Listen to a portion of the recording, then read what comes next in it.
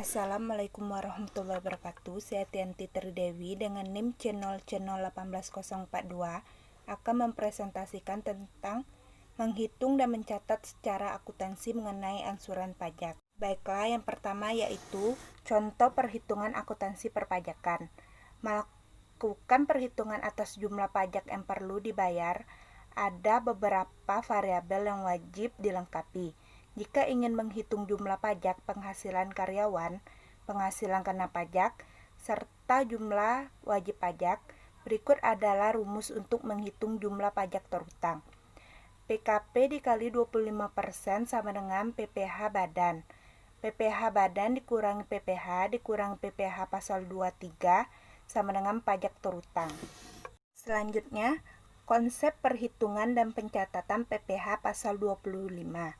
Perhitungan PPh pasal 25. Besarnya angsuran PPh pasal 25 dalam tahun berjalan atau tahun pajak berikutnya setelah tahun yang dilaporkan di SPT tahunan pajak. Dihitung sebesar PPh yang terhutang pajak tahun lalu, yang dikurangi dengan pajak penghasilan yang dipotong sesuai pasal 21, yaitu sesuai tarif 17 ayat 1 bagi pemilik NPWP dan tambahan 20% bagi yang tidak memiliki NPWP, dan pasal 23 atau 15% berdasarkan dividen, bunga, royalti, dan hadiah, dikurang serta 2% berdasarkan sewa dan penghasilan lain serta imbalan jasa, dikurang serta pajak penghasilan yang dipungut sesuai pasal 22, pungutan 100% bagi yang tidak memiliki NPWP. Pencatatan PPh pasal 25. Pencatatan PPh pasal 25 untuk wajib pajak badan pajak penghasilan yang terhutang berdasarkan surat pemberitahuan pajak tahun 2000 sekian. Angsuran PPh pasal 25 sama dengan dasar perhitungan angsuran dibagi 12 bulan atau banyaknya bulan dalam bagian tahun pajak. Perhitungan PPh pasal 29 atau pajak penghasilan yang masih harus dibayar. Pajak penghasilan XXX, pajak penghasilan yang sudah dibayar, PPh pasal 29. Ayat Jurnal Akuntansi Pajak Penghasilan pasal 25. Jurnal Pembayaran Angsuran PPh pasal 25. PPh pasal 25, kas atau bank. Mekanisme pengkreditan pajak. 1. Pajak masukan dalam suatu masa pajak dikreditkan dengan pajak pengeluaran dalam masa pajak yang sama. 2. Bagi pengusaha kena pajak yang belum berproduksi sehingga belum melakukan penyerahan yang terhutang pajak, pajak memasukkan atas perolehan dan atau impor barang modal dapat dikreditkan. 3. Pajak memasukkan yang dapat dikreditkan tetapi belum dikreditkan dengan pajak keluaran pada masa pajak yang sama, dapat dikreditkan pada masa pajak berikutnya, paling lama 3 bulan setelah berakhirnya masa pajak yang bersangkutan, sepanjang belum dibebankan sebagai biaya dan belum dilakukan pemeriksaan. Yang keempat, pajak memasukkan yang dikreditkan harus menggunakan faktur pajak yang memenuhi persyaratan formal dan material. Yang kelima, apabila dalam suatu masa pajak keluaran lebih besar daripada pajak masukan, selisihnya merupakan pajak pertambahan nilai yang harus disetor oleh pengusaha oleh pajak. Yang keenam, apabila dalam suatu masa pajak memasukkan yang dapat dikreditkan lebih besar daripada pajak keluaran, selisihnya merupakan kelebihan pajak yang dikombinasikan ke masa pajak berikutnya.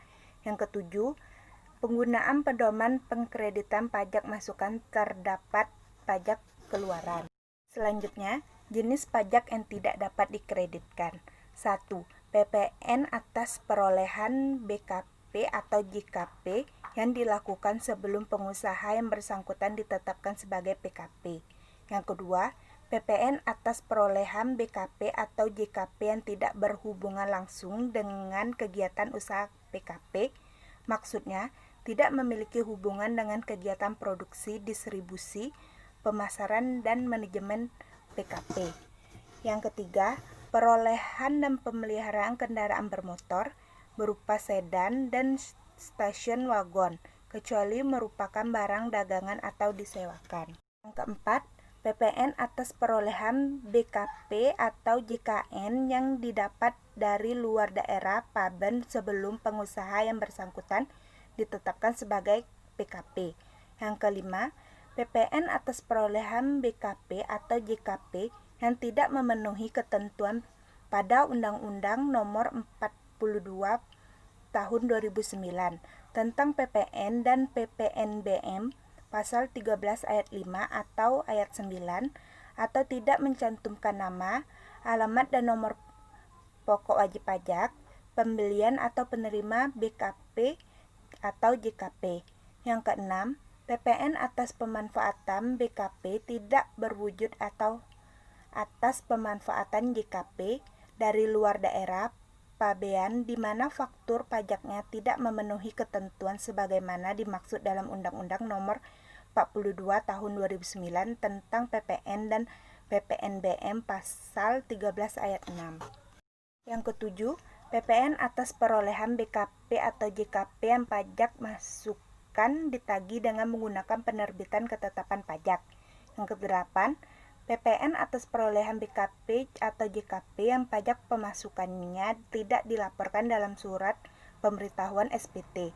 Masa pajak PPN yang ditemukan pada waktu dilakukan pemeriksaan oleh DJP.